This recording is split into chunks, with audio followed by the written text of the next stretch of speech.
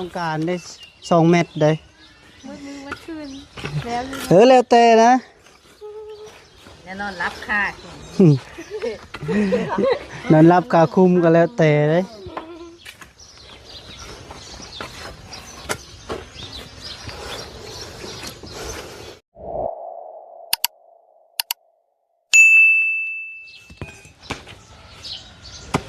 ไปคุดพอดีคุดคุมพี่น้องเอ้ยเนาะโธ่ขยันแท้เลย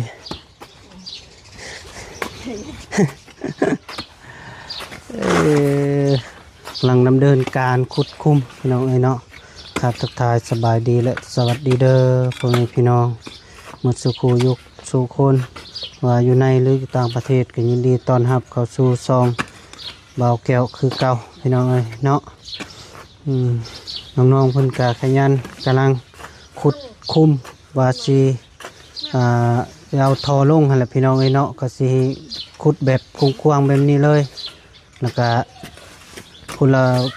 คันว่ามันกะว่าสิใส่ซีทอแหละพี่น้องเอ้ยเนาะบางเทื่อกะคันขุดเลิกกะสิบ่ได้ใส่ท่อพี่น้องเอ้ยเนาะว่าสิเทว่าสิเทอันน่ะหน้าปิดเลยพี่น้องเอ้ยเนาะสบายดีเด้อเป็นยังไงเมื่อยบ่ได้เมื่อยตีไปพากันพุดบาดนี้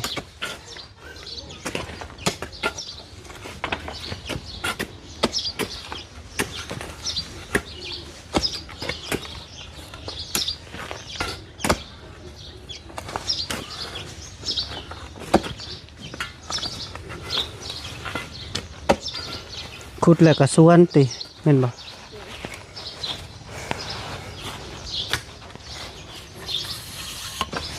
ตายขุดคุมต้องได้ขุดคู่มือเด้อขุดคู่มือ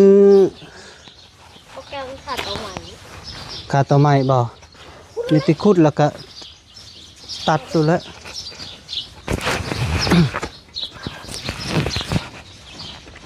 เช็ดยัง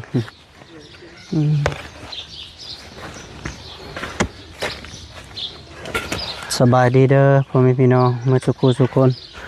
บ่ห้ามเจ้าก็ขุดทางพุ่นก้อนบัดแล้วเฮาขุดลงแล้วก็มันก็เฮาก็คนออกมาสิขุดก่อนเจ้าเป็นผู้ส่วนเด้อเบิ่งยับออกก่อนนี่สิขุดจุเจ้าส่วนเด้อสิขุด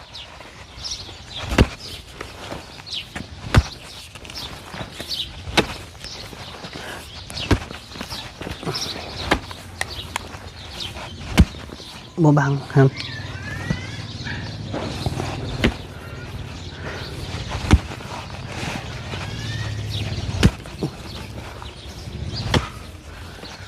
น้องอูน้องอีเขาขุดก็ตัวดินแข็งเขาก็เอา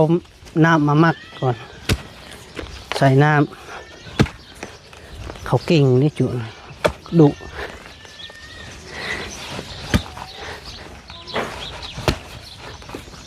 ใส่เป็นหินอ่อน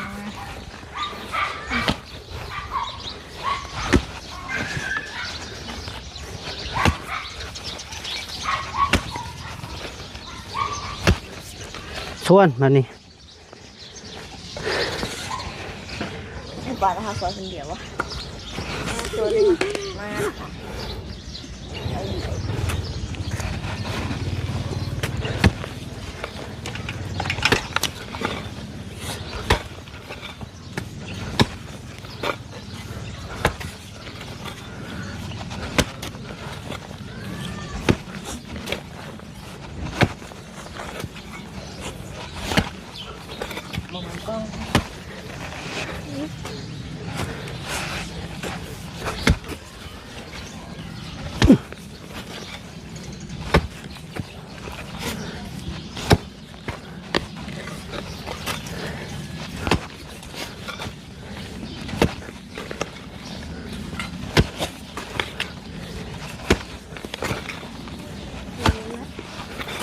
แต่ก็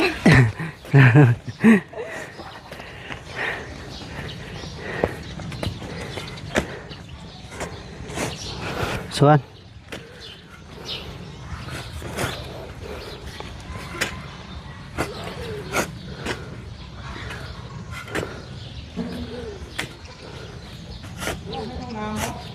แม่น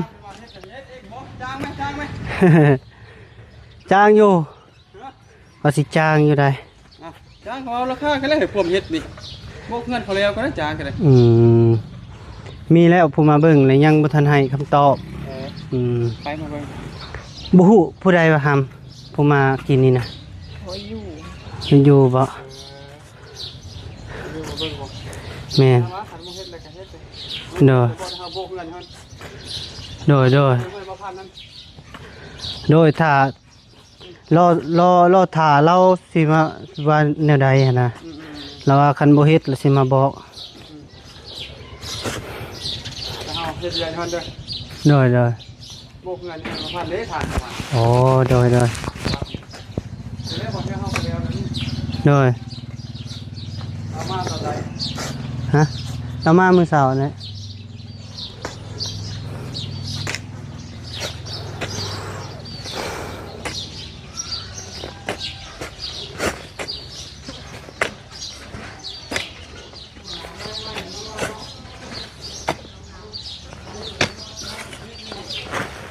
ชนทางนี้พร้อมบ่ปะทางนี้ทางนั้นแล้วก็เวลาเฮาทมมันสิสบาย เลย ขุดลึกประมาณอยู่เม็ด2 เม็ดนี่บ่ไหวบ่วิถัวอายนี่เลยไหวบ่ จักมือดิ โอ้ดินอ่อนๆนี่2 มื้อก็แล้วน้องน้อยก็ยังขุดผู้เดียวอยู่ใจยังว่าหลายคนอยู่ 2 มือบ่ แม่นดินน้องน้อยแห้งแข็งนี่จิบตีให้เจงาจัดการไว้ อย่าพูดนะ อย่าบูดหน้าลาย แต่วันนี้ก็ว่านี้มันรีพูดแล้วพูดก็พูดอะไรพูดฉัน เพราะฉะนั้นจึงแป้งน้ำลังก็ได้ขอบมันนะมีแต่ขุดในโลงก่อนมาอาชิคุดชวนทำเฮ็ดอย่าบอกก่อนทำอาชิคุด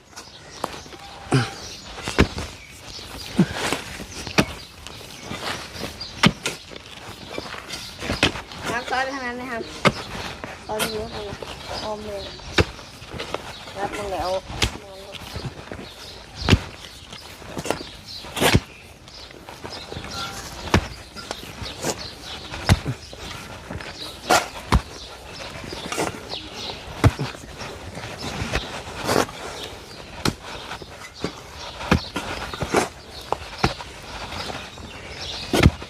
โอ้ดินอ่อน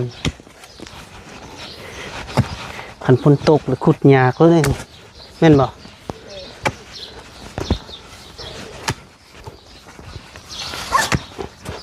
เป็นลิ้นไส้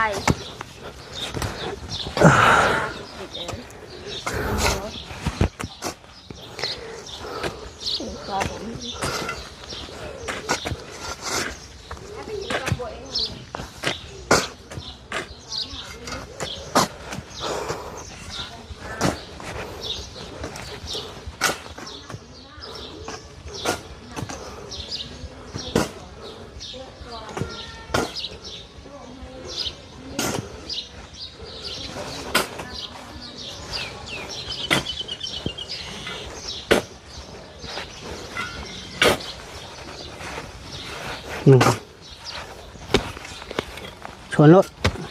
ขุด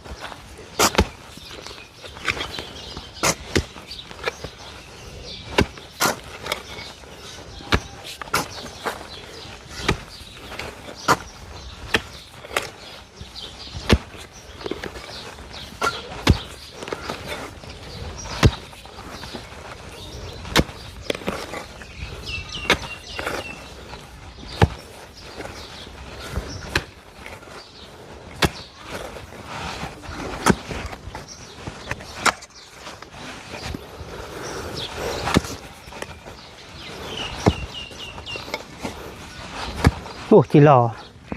ดอกอะไร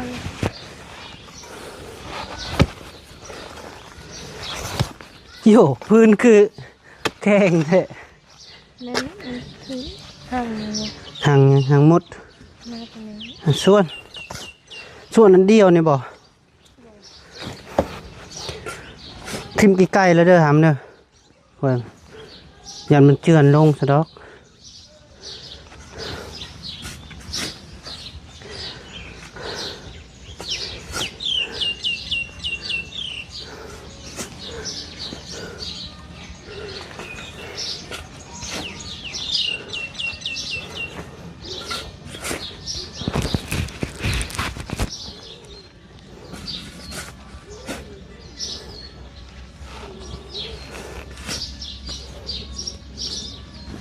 มาบอก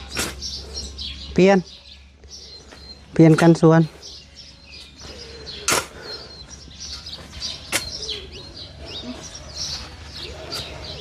น้องฟ้าจัดการ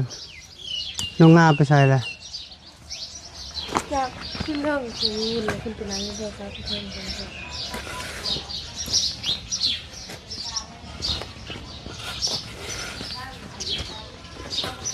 เสียมซานอยู่ที่หน้า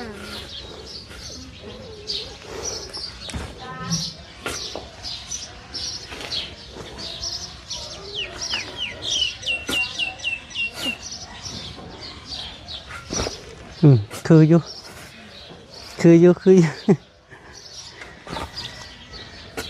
ก็ซ้ำน้องเนาะ ฮะ ว่าเฮ็ดเวทซ้ำน้องเนาะ เน็ดแล้ว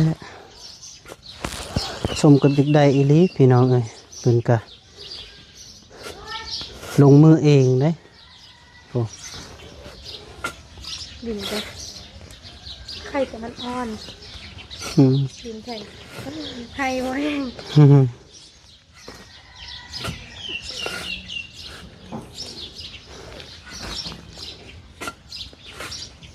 คุดทำไม ขุดแล้วไหมเพิ่นว่า โยยืนแนมอยู่อยากโหงแล้วมั้ง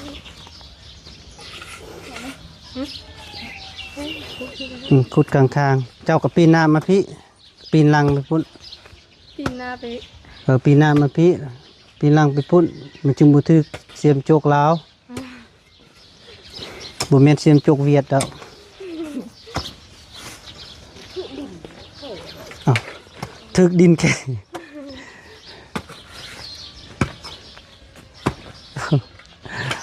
ร้อยบอ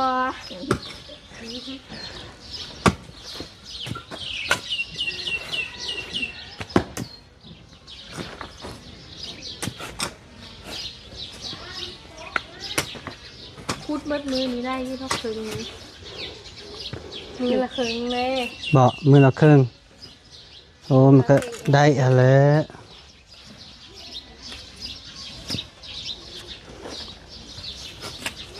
หมูหักปุ๊บไปดิ แล้วเนื้อเอามือได้ละ ไผ เอาแม่น เมื่อยจะเป็นแล้วเฮ็ดเวียกเบิ่งว่าอาจิกุด แข็ง เฮ็ดเวียกมันก็เมื่อยแหล้วจะได้เฮาได้อุ้ยระเบิด ต้ม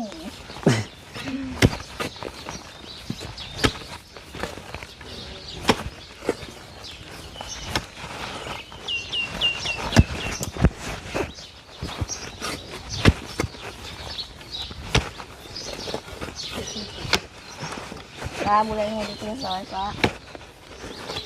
โหมีเด็กอีก โอ้หมูเห็นไหมหมูกับ ซื้อเป๊ปซี่แล้วก็แล้วเอาส่วนมาเลย เกิดคนเดียวเราไปซื้อให้กินคนที่ดินไม่แข็งเนาะปลูกของ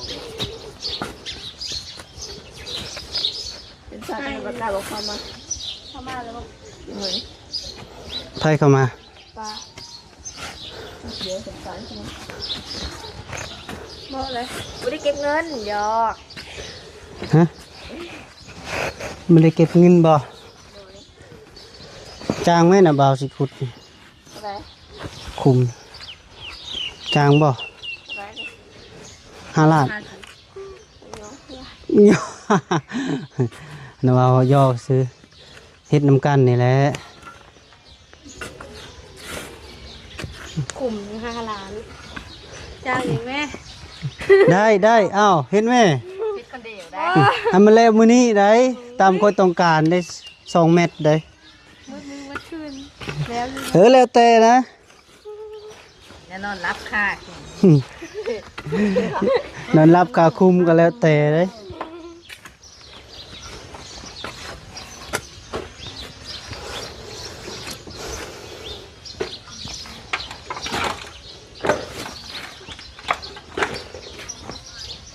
หัวจ้างเม็ดละเศษ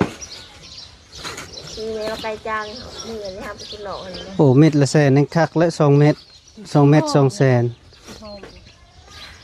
พริกเม็ดนึงอ่ะ กินกันเองนึกกินหนองดิเป็นอะไรฮะค่าคือมันเนื้อจะท้อใจเขาไปอีกสิ ชวนฮึบอืม สวนกินยังไง สวานก็ดีดิ นี่เที่ยวเที่ยวมันเที่ยวลง เด็กเดี๋ยวสิเพื่อน เที่ยวหมูตัน แค่หมดตันมีแต่ดินและสิตันมัน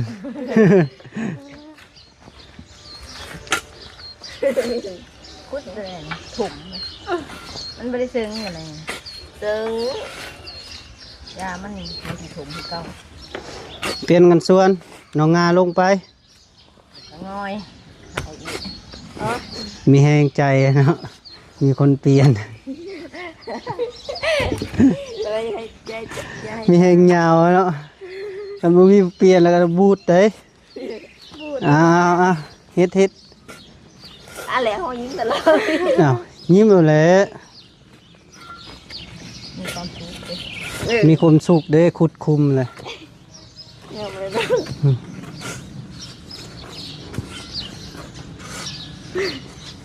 ไอ้หรือไป หัวยังอีกมัน คนมันให้เยอะโหเมยจะเป็นไงแล้วมันเล่นกับแปก แปลกประหลาดบ่ หยกเอาหน้าซิเฮ้ยพอบ่ถือดอก ค่อยใจเย็นๆเรียกว่าคุมเฮานั่นแหละบุญบ้านเฮาค่อยเฮ็ดค่อยจาค่อยลิ้นค่อยกิน เดี๋ยวมาลินบุญมาได้เลย เออบ่คือลิ้นบุญในหมวนเนาะเฮ็ดเวียกมันคนละบุญนะ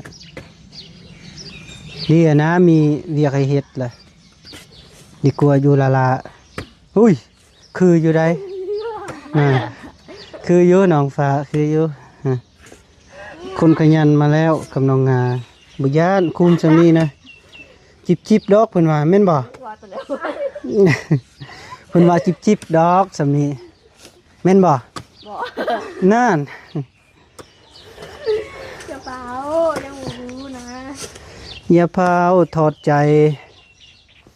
มันจะแล้วเนาะแต่ก็แล้ว เมื่อยบ่ ร้อนจริง เสียใจเนาะอายซอกเวียกให้เฮ็ดเสียใจบ่ มันจะเสียใจ บ่ได้เสียใจ ถ้าตัวเองยังสิได้ บ่ เลย อืม ดีใจแต่พอน เสียใจหรือดีใจ ดีใจ อืม ดีใจพร้อมเสียใจพร้อมอีหยังก็เสียใจพร้อม เอา ฮ้อนก็บ่ฮ้อนปานใดได้มื้อนี้ก็ธรรมดาอยู่แม่นบ่ ป้าคือว่านี่นะสลบแล้วปัน สรุปมีแต่ซื้อน้ำก้อนมาไว้บ่ทุกมื้อก็เจ้าก็ตอนแรงก็มาขุดแดดบดแล้วก็ขุด พูดเจอรถเอาไปยังเลย อืมแล้วก็ตอนเช้าก็ลุกแต่เช้าอะไรก็ขุดลุกแต่5 โมงก็ขุดจากชั่วโมง2 ชั่วโมงก็พักพร ชั่วโมงนี่ได้ลงเม็ดนึง แม่คอยขุด ป้าป้าไปเนี่ยมันนะนกมัน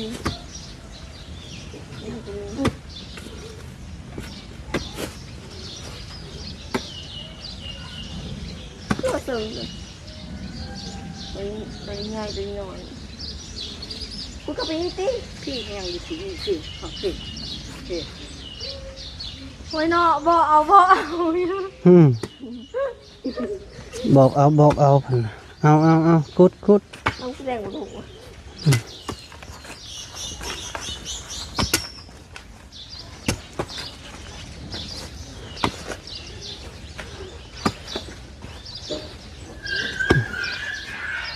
พี่ต้องไปโหตัวเองตอนนี้เสร็จ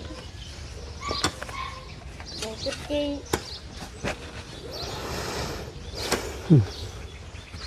พอแล้วขุดนะส่วนมันนี่ส่วนขึ้นแล้วก็ขุดไหมบอกว่านาบาวโฆษณาที่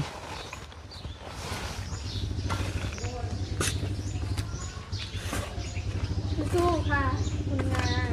เดี๋ยวคุณแมน คุณแมนคุณงาบอก เหนื่อยมากเธอ สู้ๆนะคะ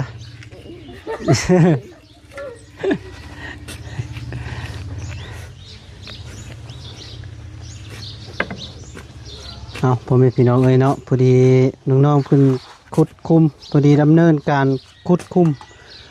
แล้วก็คุมห้องน้ำนี่แหละพี่น้องเอ้ยเนาะก็ประมาณนี้อาจสิได้ให้น้องๆเพิ่นพักผ่อนพี่น้องเอ้ยเนาะแดดแทงแล้วก็พักผ่อนกินน้ำกินในละน้องๆว่าสิออกหน้าเพราะว่าทีมงานสิมาหาอยู่พี่น้องเอ้ยเนาะเอาคลิปนี้ก็อำลากันเด้อพ่อแม่พี่น้องหมดสุขสุขคนส่งมาลำรวยเด้อโดยบ๊ายบาย